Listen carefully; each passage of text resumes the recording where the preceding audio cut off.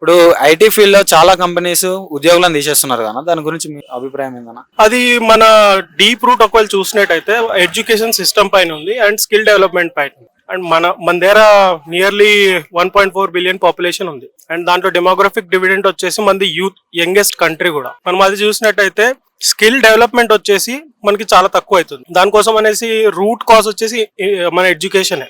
చిన్నప్పటి నుంచి మనకి అదే పాత బుక్లే మనకి చదివించడం ఇవే చేస్తున్నారు, కానీ దాంట్లో కూడా మనకి ఏమి ఇంప్రూవ్మెంట్ రావట్లేదు. టెక్నాలజీ ఇప్పుడు ఎంత డెవలప్ అవుతుంది లాస్ట్ 10 years లో మనం చూసాం. చాలా మటుకు టెక్నాలజీ ఎంత డీప్ గా డెవలప్ అయిందంటే అండ్ మనుషులకి టైం దొరుకుతలేదు స్కిల్ డెవలప్మెంట్ చేసుకోవడానికి. అండ్ వాళ్ళు ఒకవేళ ఇంజనీరింగ్ లో అయిపోయి లేకపోతే ఏ ఫీల్డ్ లో ఉండని టెక్నాలజీతో అడాప్ట్ అయ్యి చేసుకుంటూ ఉంటేనే నాకు తెలిసి ఇండియా కూడా ముందుకెళ్తుంది అండ్ ఈ జాబ్స్ కూడా దాని వల్లనే వెళ్తుంది. కంపెనీస్ కి మనం చూస్తూ ఉంటాం, ప్రతిరోజు ఏదో ఒక న్యూస్ ఆర్టికల్ వస్తుంటది, ఈ ఫలానా కంపెనీ వచ్చేసి ఇంతమందిని తీసేసింది, ఫలానా కంపెనీ ఇంతమందిని తీసేసింది. దాని మెయిన్ రీజన్ వచ్చేసి కంపెనీ పర్స్పెక్టివ్ ని చూస్తే కంపెనీ అయితే పైసల కోసమే పనిచేస్తుంది, కానీ ఆ పైసలు రావాలంటే మంచి మనుషుల్ని తీసుకోవాలి. ఆ మంచి మనుషులు ఎవరు ఉంటారు? మనకి టెక్నాలజీతో పాటు ముందుకెళ్లేటోళ్ళు కావాలి అండ్ స్కిల్ వాళ్ళది అట్లా ఉండాలి, అప్పుడే అవుతుంది. ఇప్పుడు అందరు అంటూ ఉంటారు మన యుఎస్ వచ్చేసి డెవలప్డ్ కంట్రీ అని, మనది స్టిల్ డెవలపింగ్ కంట్రీ అని అంటారు. ఎందుకంటారు? టెక్నాలజీ పైన ముందు నుంచే ఇన్వెస్ట్ చేసుకున్నారు. మన దగ్గర ఏమైతుంది, ఎడ్యుకేషన్ మీద కూడా ఇన్వెస్ట్ చేయడానికి బ్యాక్ లో ఉంటారు అండ్ అలానే టెక్నాలజీలో కూడా ఇన్వెస్ట్ చేయడానికి బ్యాక్ లో ఉంటారు. సో ఎడ్యుకేషన్ నుంచే మనకి చిన్నప్పటి నుంచే ఒకవేళ టెక్నాలజీలో ఏం అప్డేట్స్ అవుతున్నాయి ఇవన్నీ కూడా మనకి అవగాహన ఇస్తే నాకు తెలిసి మన దగ్గర ఉన్న డెమోగ్రాఫిక్ డివిడెంట్ ఏదైతే ఉందో యూత్ వాళ్ళు బయటకు వెళ్లకుండా మన ఇండియానే డెవలప్ చేస్తూ ఉండొచ్చు. నవ డేస్ లో ఇండియాలో రెవెన్యూ సిస్టమ్ ఎట్లుందన్న? రెవెన్యూ సిస్టమ్ వచ్చేసి చాలా ఘోరంగా ఉంది మన పరిస్థితి. అంటే మార్కెట్ లో మనం ఏంటంటే ఇండియాలో చాలా చూపిస్తున్నాం జీడిపి మనది బాగా పెరుగుతుంది అని చెప్తున్నాము, బట్ యాక్చువల్ రియల్ టైం చూస్తే మాత్రం జీడిపి ఏం పెరగట్లేదు.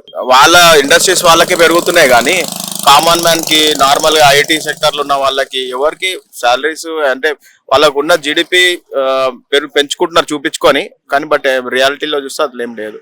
ప్రజెంట్ తెలంగాణ స్టేట్ లో ప్రజెంట్ ఐటీ ఎట్లా ఉందన్న?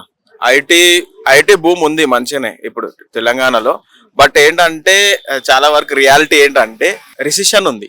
అంటే ఏఐ వచ్చింది మార్కెట్ లోకి, ఆర్టిఫిషియల్ ఇంటెలిజెన్స్.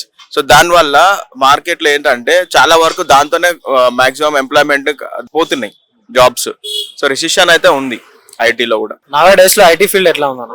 ఐటీ ఫీల్డ్ అనేది చెప్పనీకి లేదన్న. పైన కార్గిల్స్ ఏదైనా యుద్ధాలు జరిగినాయంటే ఇక్కడ ఆటోమేటిక్ గా పడిపోతుంది. బయట బీటెక్ వాళ్ళు ఇప్పుడు ఆల్మోస్ట్ ఇంతకుముందు వేలల్లో వస్తారు, ఇప్పుడు వందలలో ఎంతమంది వస్తారు, ఇప్పుడు వేలల్లో వస్తున్నారు. ఫ్రెషర్ కి వెళ్దామంటే కూడా ఎవరికి జాబ్స్ లేవు, అట్లా పరిస్థితి ఉంది బయట.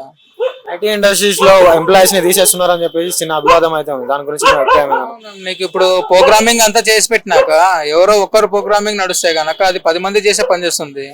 సో రిమైనింగ్ వాళ్ళకి ఎట్లా వర్క్ ఉంటది? ఇప్పుడు బీటెక్ అనేది ఇంత ముందు ఊర్లలో ఎక్కడో కానీ కాలేజీలు ఉండేది కాదు, ఎక్కడెక్కడికో ముంబైయో కలకత్తానో లేదంటే చెన్నైయో అట్లా వెళ్ళి చదవాల్సింది వస్తుంది. ఇప్పుడు ఒక హైదరాబాదే కాదు, హైదరాబాద్ పక్కన చిన్న చిన్న ఊర్లలో కూడా బీటెక్ కాలేజీలు పెడుతున్నారు. వందలలో వేలలో బయటకు వస్తున్నారు. అందరు ఐటీ వాళ్ళు అంటే ఫ్రెషర్స్ కి ఏ నుంచి వస్తాయి? ఉండే ఎక్స్పీరియన్స్ వాళ్ళు ఏమవుతారు? ఎక్స్పీరియన్స్ క్యాండిడేట్ ని 3 తీసుకుంటున్నారు, వాళ్ళతోనే పని చేపిస్తున్నారు, వాళ్ళ కిందట ఏదో 10 మంది పెడుతున్నారు. సో ప్రోగ్రామింగ్ మొత్తం ఒకసారి డెవలప్ చేసి వదిలిపెట్టేసినాక దాంట్లో ఫంక్షనాలిటీ ఏమి ఉండదు, నీకు ఇంకా ఎక్కడి నుంచి వస్తాయి జాబులు? సో ఐటీ అనేది కామన్ గా డౌన్ అయిపోతుంది. జనాలు కూడా ఆలోచించాలి, నీకు ఐటీ మీదనే ఉండాలి, ఐటీ మీదనే కాదనుకుంటా మల్టిపుల్ చాలా ఉన్నాయి. ఇప్పుడు డిపార్ట్మెంట్స్ అయితేనేమి చాలా ఉన్నాయి. నాది డిపార్ట్మెంట్ ఐటీ ఫీల్డే, హాస్పిటల్లో మొత్తం బ్యాక్ అండ్ ఐటీ డిపార్ట్మెంటే, కానీ నేను ఐటీలోకి ఎందుకు వెళ్ళొద్దు అనుకున్నాను. చాలా నాకు ఇక్కడ ఉండేది. అట్లా అందరు ఆలోచించి ఏదో ఒక జాబ్ అనేది ముందు చేయనికి ముందరకు వస్తే ఆటోమేటిక్ గా తర్వాత గ్రోత్ అనేది వస్తుంది, తర్వాత ఐటీ అయినా సరే వస్తుంది. జాబ్స్ చేయనికి అని చెప్పేసి ఐటీ దాంట్లో ఎంక్వైరీ చేస్తారు తప్ప ఐటీలో తీసుకున్నాక మళ్ళీ అతనికి వర్క్ క్యాపబిలిటీ లేకుండా బయటికి తీయడం ఇవన్నీ ఉంటాయి. సో వాళ్ళు కూడా దానికోసం చిన్న చిన్న కంపెనీస్ పెట్టుకుంటున్నారు, పెద్ద పెద్ద కంపెనీస్ అయినా సీనియర్ ప్రాజెక్ట్ మేనేజర్ పెట్టుకుంటున్నారు, వాళ్ళ కింద ఒక 10 మంది 20 మంది పెట్టుకుంటున్నారు. దట్ ఎనఫ్ అని పెట్టారు. నా ప్రకారంగా ఐటీ అనే కాదు, ఏదైనా సరే ఒక జాబే. ఫస్ట్ జాబ్ అనేది గుర్తుంచుకొని జనాలు జాబ్ అనేది ముందు చేరి కరెక్ట్ వర్క్ చేసాక అది ఐటీనే కాదు ఏదైనా డెవలప్ అవుతుంది. డేస్ లో ఐటీ ఎలా ఉందన్న? ఐటీ బాగుంది, బట్ కాంపిటీషన్ చాలా ఎక్కువైంది. ఎందుకంటే చాలా మంది గ్రాడ్యుయేట్స్ అవుతున్నారు, ఇంజనీరింగ్ కాలేజ్ చాలా అయిపోయాయి కదా, ఎవ్రీ ఇయర్ చాలా మంది పాస్ అవుట్ అవుతున్నారు. సో ఒక 10 years బ్యాక్ చూసుకుంటే, 10 కాదు 15 years బ్యాక్ చూసుకుంటే అప్పుడే మన ఐటీ అప్పుడే ఫ్రెష్ వచ్చింది హైదరాబాద్ లో. సో అప్పుడు 3 lakhs 4 lakhs కూడా చాలా మంది జాబ్ చేసేవారు.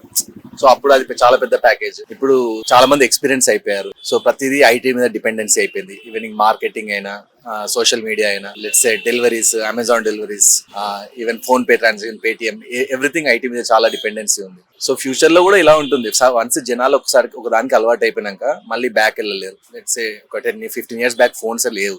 ఇప్పుడు ఫోన్ లేకపోతే మనం బయటికి రాలేము. సో ఏదైనా ఫోన్ మీద డిపెండ్ అయ్యాం. సో ఫ్యూచర్ లో ఏ వస్తుంది, ఏ వచ్చినా కానీ దానికి సపోర్టింగ్ మళ్ళీ మ్యాన్ పవర్ కావాల్సిందే. సో ఐటీ అనేది డెఫినెట్లీగా గ్రోత్ అవుతుంటది. But at the same time opportunities కూడా పెరుగుతాయి. డెఫినెట్లీ పాపులేషన్ పెరుగుతుంది, ఆపర్చునిటీస్ పెరుగుతాయి. ఆ డేస్ లో ఐటీ ఫీల్డ్ ఎట్లా ఉంది సార్? ఐటీ ఫీల్డ్ ఇప్పుడు కొన్ని ఫ్రాడ్స్ నడుస్తున్నాయి, కొన్ని మంచిగా నడుస్తున్నాయి. ట్రస్టెడ్ కంపెనీస్కి వెళ్తే బెటర్. ఈ బయట ఉన్న కన్సల్టెన్సీస్ కంపేర్ చేసుకుని వెళ్తే వేస్ట్. మొన్న రీసెంట్ గానే ఒక కంపెనీ ఎత్తేస్తారన్నట్టు విన్నాను నేను. ఇక్కడనే సైబర్ టవర్స్ పక్కనే ఆ కంపెనీ ఏంది, బ్యాక్ అండ్ టీమ్ నుండి అమౌంట్ తీసుకొని పర్ మనిషి దగ్గర 0.5 ఇట్లా కలెక్ట్ చేసుకొని ఇక మీకు జాబ్ వచ్చిందని చెప్పేసి 3 months వాళ్ళు శాలరీ ఇచ్చి ప్రాజెక్ట్ లేదని చెప్పి ఎత్తేస్తున్నారు. ఐటీ కంపెనీస్ లో చాలా మంది ఎంప్లాయీస్ ని కూడా తీసేయడం జరుగుతుందని వింటున్నాం. అసలు ప్రధాన కారణాలు ఏంటంటారు దానికి? ఇక ప్రతి ఒక్కరు ఐటీ ఫీల్డ్ ఎంచుకుంటున్నారు. ఎవరున్నా సరే ఈ మధ్య అది ఒక ఫ్యాషన్ అయిపోయింది. ఏం చేస్తున్నాం అంటే ఐటీ, ఏం చదవాలంటే ఐటీ ఐటీ ఐటీ అని చెప్పి అందరూ. అంటే అంత మందికి జనాలు ఒకటే ఫీల్డ్ మీద పడితే జాబ్లు ఎక్కడికి వస్తాయి? అంతెందుకు గవర్నమెంట్ జాబ్స్ కూడా కావాలి అని అంటున్నారు. అందరు ఏమనంటే ఎస్ఐలు, సిఐలు అవి అవ్వాలనుకుంటారు. కానీ అగ్రికల్చర్ డిపార్ట్మెంట్ లో, వెటర్నరీ డిపార్ట్మెంట్ లో ఎంతగానో గవర్నమెంట్ జాబ్స్ ఉన్నాయి. మళ్ళీ దానికి ఎందుకు వెళ్ళట్లేదు? ఈ పబ్లిక్ సెలెక్ట్ చేసుకునే విధానం అట్లా ఉంటది. ఐటీ ఫీల్డ్ ఎందుకు చూస్ చేసుకుంటున్నారు అనుకుంటున్నారు? ఇక అది పాస్ట్ లైఫ్, పైసలు ఎక్కువ వస్తాయి అనే కారణంతో వాళ్ళు వెళ్తున్నారు. కానీ ఇప్పుడు అర్థం కాదులే, వాళ్ళకు బ్యాక్ పెయిన్, రేడియేషన్ ఇవన్నీ అర్థమైన తర్వాత వస్తుంది. అయినా ఈ పొద్దు రేపు ఐటీ అనేది కూడా కంపల్సరీ కావాలి. ప్రతి ఒక్క దానిలో మనం ఇప్పుడు ఇక్కడ నుండి ఎటన్నా బయటికి వెళ్ళాలన్నా నావిగేషన్ లో ఏం కావాలి? మ్యాప్స్ కావాలంటే ఐటీ ఫీల్డ్. మనం ఈ నుండి ఏదైనా పేమెంట్ చేయాలన్నా స్కానర్ చేయాలన్నా యాప్, దాన్ని డెవలప్ చేసేది ఐటీ వాళ్ళు. ప్రతిదీ ఐటీ తోటి లింక్అప్ అయి ఉంది. అందుకే అందరూ ఐటీని సెలెక్ట్ చేసుకుంటారు. ఏఐ, ఆర్టిఫిషియల్ ఇంటెలిజెన్స్ పై మీ అభిప్రాయం ఏందన్నా? చాలా డేంజర్ అది ఆర్టిఫిషియల్ ఇంటెలిజెన్స్. చాలా చూస్తాం మనం ఏదైతే అంటే దాన్ని మంచి పరంగా యూజ్ చేస్తే మంచిది, చెడు పరంగా యూజ్ చేస్తే చెడ్డది. అది దాన్ని ఇప్పుడు ఫేస్ మార్ఫింగ్ అని చెప్పేసి ఇప్పుడు దానికి వాయిస్ కూడా చేంజ్ చేయడము, కొన్ని ఎట్లా అంటే అది డేంజర్ అయిపోయింది. అది దాన్ని ఏఐ ఎందుకు తెచ్చిరు? లైక్ చాట్ బాట్ లాగా దానికి యూజ్ అవుతుంది అని చెప్పేసి, ఏదో హెల్ప్ఫుల్ ఉంటుంది అని చెప్పేసి అలా చేస్తారు. కానీ దాన్ని యూజ్ చేసే తరీకాలు ఉంటాయి మనకు. ఇప్పుడు మనకు 2-wheeler ఇచ్చినాం కదా అని చెప్పి స్ట్రైట్ వెళ్ళాలి. అదే సర్కస్లు చేస్తానంటే కింద పడి బోల్తా పడతాం. సేమ్ అంతే అది. ఓకేనా, థ్యాంక్ యూ. Thank you. నవ డేస్ లో ఐటీ సిస్టమ్ ఎట్లా ఉందన్న తెలంగాణలో? ఐటీ సిస్టమ్ ఎప్పుడు ఒకలాగా ఉంటుంది. ఎందుకంటే ప్రైవేట్ సెక్టర్ ఏదైనా చేంజ్ అయితే ట్యాక్స్ అవి చేంజ్ అవుతాయి. బీజేపీ గవర్నమెంట్ ఏ ట్యాక్స్ అయితే ఎంప్లాయీస్ కి ఇస్తుందో అది ఎవ్రీ ఇయర్ కట్ అవుతూ ఉంటుంది వాళ్ళ సిడిసి అని. ఐటీ అనేది అది సపరేట్ సెక్టర్. అది దాని మీద పాలిటిక్స్ ఇన్ఫ్లుయెన్స్ అట్లా ఏముండదని అనుకుంటున్నాం. గతంలో ఉన్న గవర్నమెంట్ లో ఐటీ హబ్స్ అనేవి చాలా వచ్చాయి కదా, ఇప్పుడున్న గవర్నమెంట్ లో ఎట్లా ఉందన్న? ఇప్పుడు కూడా రేవంత్ రెడ్డి గారు ఈ మధ్యలో ఇనిషియేట్ చేశారు. కొన్ని కాగ్నిజెంట్ కానీ వేరే కంపెనీస్ కానీ వాళ్ళు కూడా ఇంకెక్కువ కంపెనీస్ తీసుకురావాలి. వేరే నిజామాబాద్, ఆదిలాబాద్ లాంటి డిస్ట్రిక్ట్స్ లో కూడా తీసుకొచ్చి తెలంగాణ ఇంకా డెవలప్ చేయాలని అనుకుంటున్నాం. ఇంకా ఆంధ్ర పరంగా చూసుకుంటే మీకు తెలుసు సిబిఎన్ అంతకుముందు లాగే ఎక్కువ ఎంకరేజ్ చేస్తాడు టెక్నాలజీ కానీ ఏది కానీ. ఆ విధంగా ఐటీ గ్రోత్ ఇంకా ఉండాలని అనుకుంటున్నాను. థ్యాంక్స్.